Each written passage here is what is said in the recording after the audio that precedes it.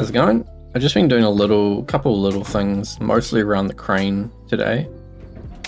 I've put this light switch back in here, and we've got the light switch up here. So both of those just toggle the lights all around the crane. And then I've made it so this switch, I'm probably going to remove this instrument panel and put it over here, because it's only two things and they can go in there pretty easily. If I now unlock or lock, what's going to happen is the very top bit, the first segment or the second segment, is going to fold all the way in.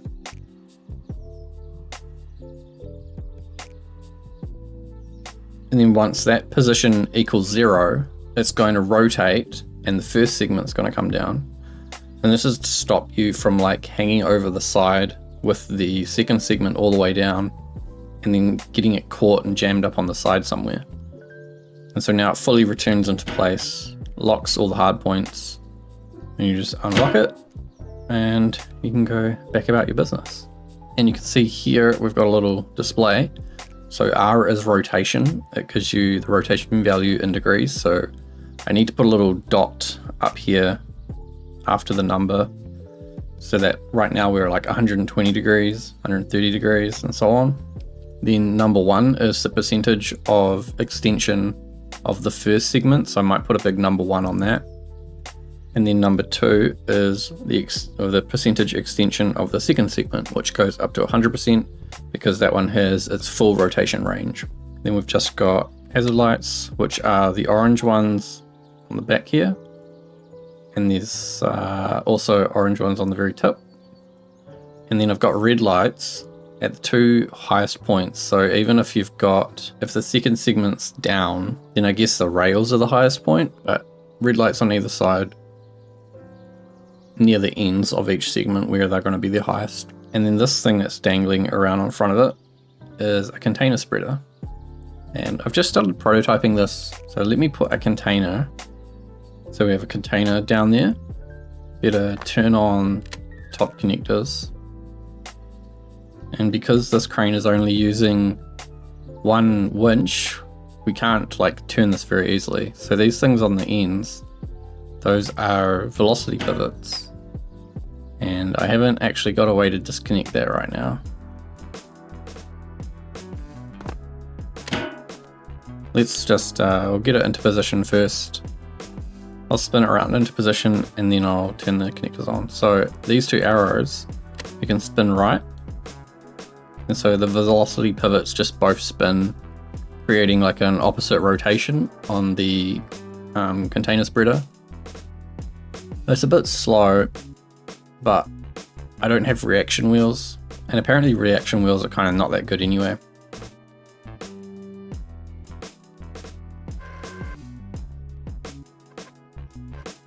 So I'll hop down there now and turn on those top connectors.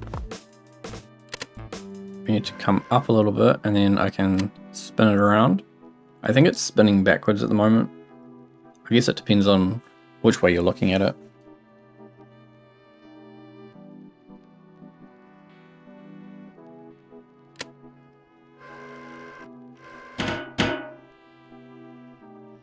It's pretty violent. Then we can pick up the container.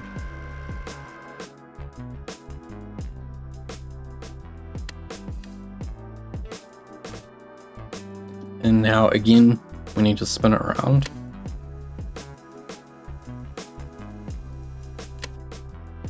So I'm going to aim to put it in number 6, slot 6.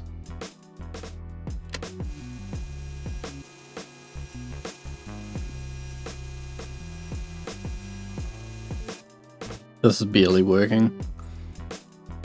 I think I just need to increase the weight on the velocity pivots. So yeah, anyway, it doesn't work right now. If I make these disc things here bigger and use like barrels for weight and push them further out over here, then it should be better. And then that gives you an option for loading containers, and I think that can probably be stored in here if I get rid of this rail. I should be able to put some kind of like winch or something, because it's got rope anchors on it as well.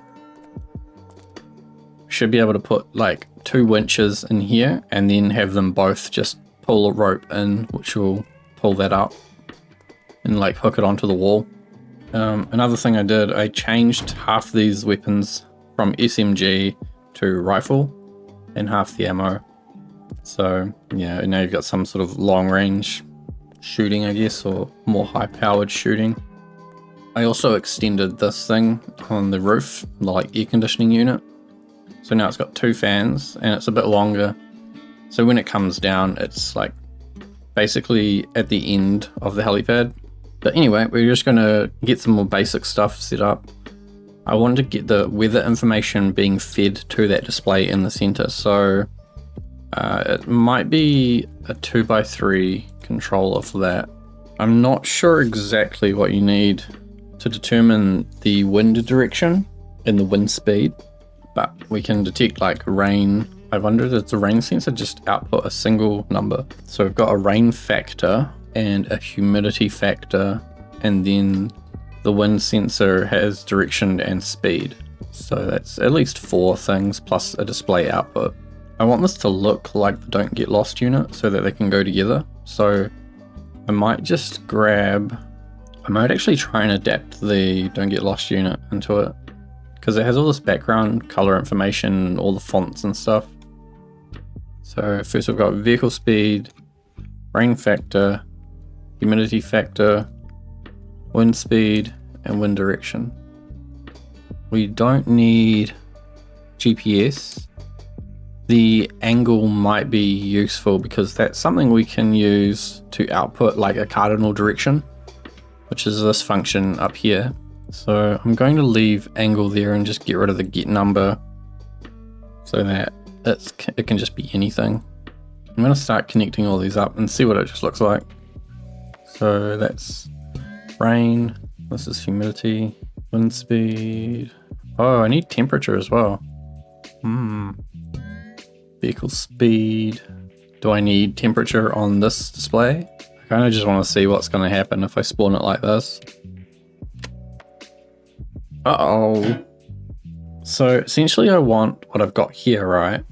This thing at the top is a heading, and the thing below is just a cardinal direction. So if I want to say like the thing below is the direction that the wind is blowing, and the number above is the wind speed, and then maybe I'll swap them so that the bigger thing is at the top, and then I'll probably put like kilometers on the end of that as well, so you know it's a speed reference. And then that gives us more than half, probably 2/3 of space for rain and humidity, which can just be percentages. So then I still have enough space to put outside temperature on there as well. So that should all work out. Error. Okay. I think me trying to do this right now is just going to end up for boring, not knowing what I'm doing kind of watching. I'm going to move on and get some help with that. So for now, I think I'll just paint the floor. I can paint carpet.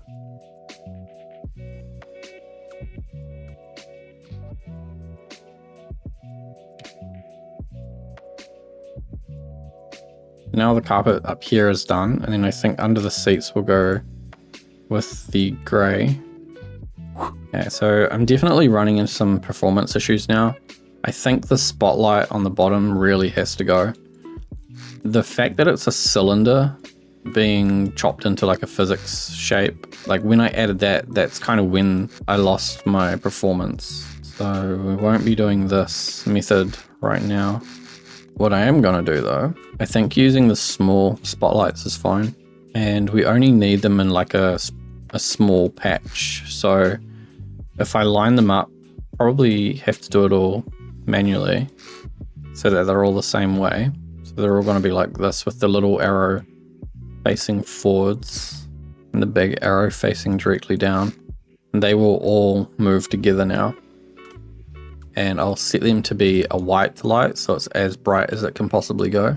And then inside that controller for the Dive Master seat, going to take the swivel and the pitch and combine them. We'll just call it spotlight movement, which will be a composite output. And then we will be collecting 2 channels, and that will go directly out into all of those spotlights. We have the spotlights on, then we have camera control. I don't think I need any camera control, to be honest. It can just be like the camera is on and then a button to turn IR mode on or not. Or we could use WASD, so 1 and 2 to control the spotlights, and then 3 and 4 to control the camera. Could be a way to do it. So realistically, we don't want the up-down counters at all then. We want to just go directly feeding into the spotlight. And then same for the camera tilt. We still have camera FOV. We'll hook up the camera FOV onto 2 buttons, 3 to go in, 4 to go out. And then we just do this, bop, bop, bop, bop.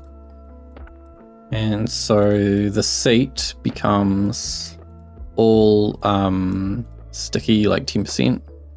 Might as well label this stuff. So dive master, A will be spotlights left/right, WS will be spotlights forward/back, left and right is camera tilt, left and right, up and down is camera tilt, forwards, back.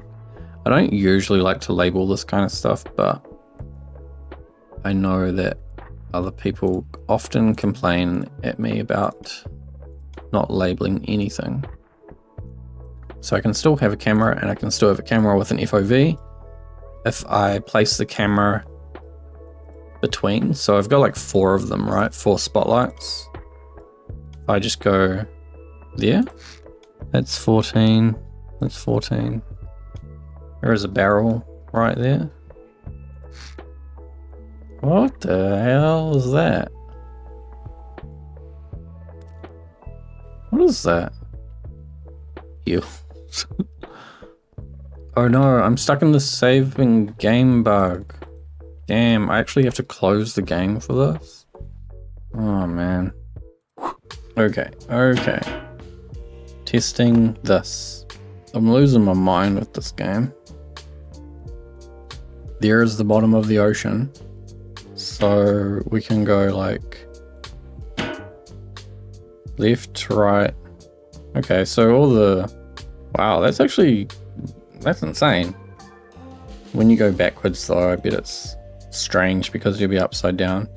And there's not really anything you can do about that.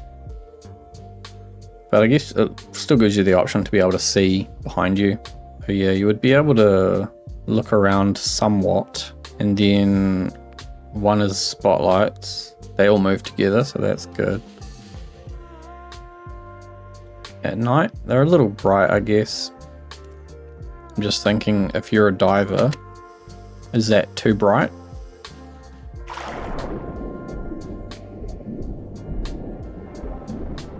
I thought I changed the sensitivity of the azipods. Everything seems like it's reset to some earlier point, like a day or 2 ago. So let's just have a look and see what those spotlights are actually like. Because now it's quite deep. Those are pointed very far forwards, and the camera's looking very far forwards. Well, that's kind of interesting actually. Now that it's like a much deeper point, instead of getting 4 small circles, we're getting 1 big circle. So it's still very hard to know like where you are exactly. But that's a good outcome, I think. It gives you a big circle that can be moved depending on where the ship is. Very obvious where the ship is for a diver. And yeah, having the camera available makes it kind of, you can prepare like what you're going to be doing, or you can position knowing better where things are going to be. Right then. We're going to take all this, get some instruments. I'll put the instrument panels along the side here, I think. I want to like hide this as much as I can. I don't want it to stick out too much. Oh, perfect. Sort of. Need to get rid of that microcontroller. Then we just have to extend where the disk goes to.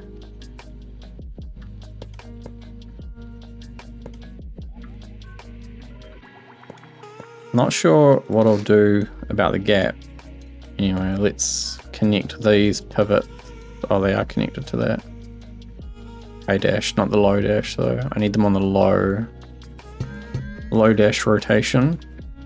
One of these panels has got to be like camera zoom in, camera zoom out, and I might be able to bring up a little wall here.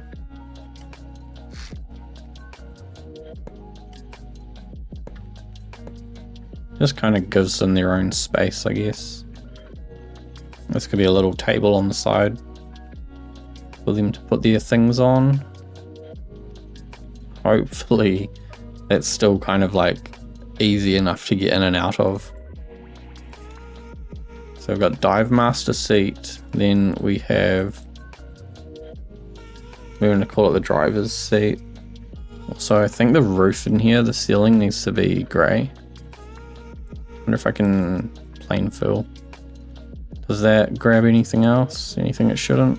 I feel like I should put light switches in here for all the lights. So the electronics ones, these two turn on, but then all these other ones down here, they should be on like a light switch somewhere that's not dependent on if you're sitting down or not in here. And I think maybe they should also turn on all the lights below here. I'll grab a light switch anyway. I want to feel like I'm doing something. They have to be on this side because otherwise it's like hidden in the door somewhere. I kind of would like it to be further inside, that's all. What if it's on top of this blob at the top of the stairs? There isn't one of these on the other side. Light switch. This one's much lower, that'd be the only difference. Will you see that? That's the only thing. And that's two light switches for there. There might also need to be one here as you're coming up the stairs, which wouldn't be too bad. I can just place it in there. Could actually be here at the bottom of the stairs. So there must be a controller in here for the bridge lights. Engine room, we've got two engine room auto lights. This is bridge interior lights, and it's not automatic because, I guess it's not automatic because I'm gonna want to turn them on and leave them on, go back and forwards and come in and out of the bridge all the time. So this player sensor should actually be bridge lights chain. And we've got 3 of these. So we'll need a bigger function, X or Y or Z, bridge interior lights. So these are all like in the floor basically. Another thing about that for the bridge lights, they should probably be a bit dimmer than normal.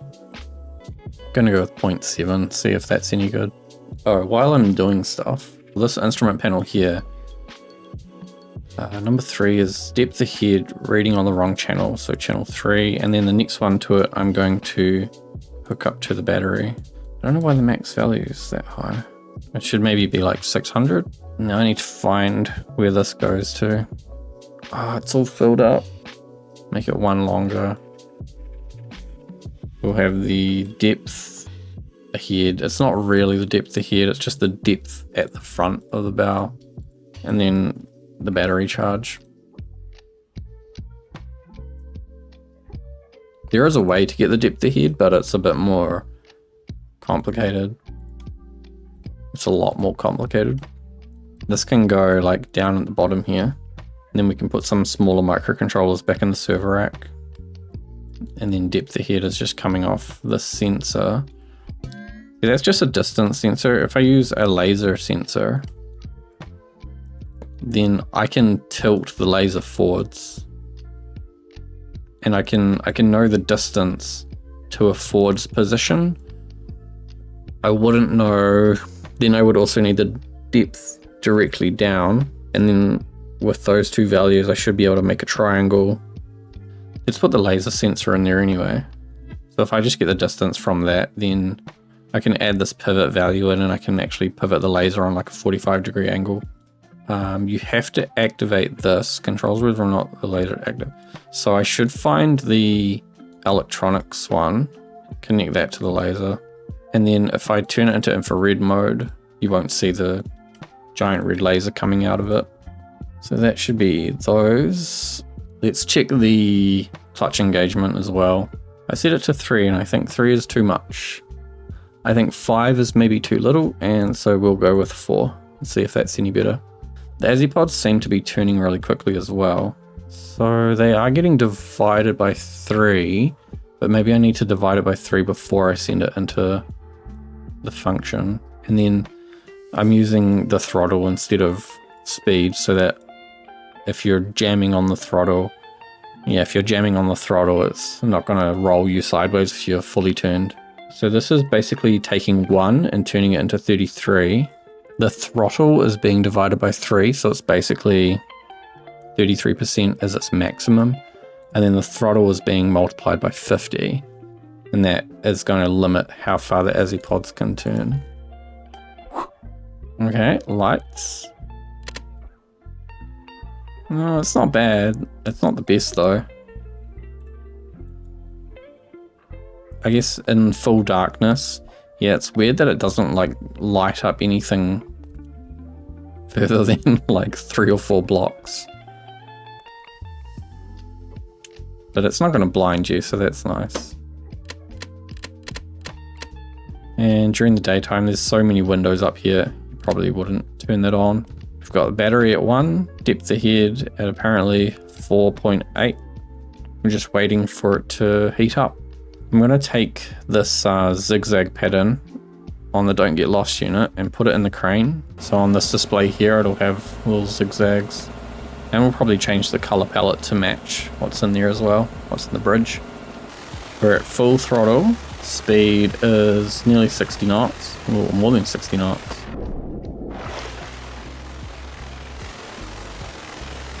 Yeah, this is divided by 4, so I think it will probably be able to keep going because it's like, it's on the side of the limit where if it gets out of the water, it will absolutely launch itself, which it is doing. So we're probably doing like 100 knots. So I might need to divide it by like 4.5 or something, get closer to 5. Maybe just divide it by 5 because there's just too much power in this thing. Oh my goodness. That's 50% throttle. Once we're doing 60 knots, it just wants to come out of the water. So what was I going to check? Check that the battery's doing something, and the depth is being read at some... being red, so that's good. Got lights, which are maybe not the best lights, but they work. And then we've got this guy, infrared mode and spotlight mode, just like spotlights. It'd be good if I could put something on here that said the depth. I might just be able to pick that up from the depth over there. Put a little readout up here for that. It's weird seeing fish going by because they're like, they look like they're falling. Oh, getting out of the sea is a real pain. I'm gonna have to get rid of this wall. Well, I'm definitely starting to get really burnt out on Clifford, so we'll do some multiplayer tests soon. And as soon as I get all the lure done, I think I'll be done with it. Yeah, I don't really know what to say. I feel like he's done. So thanks for watching. I'll see you later.